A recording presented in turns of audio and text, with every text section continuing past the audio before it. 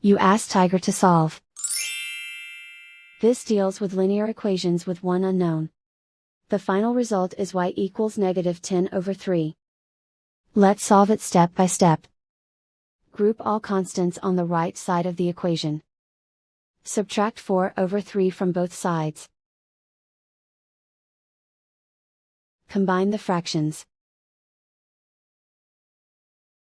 Combine the numerators.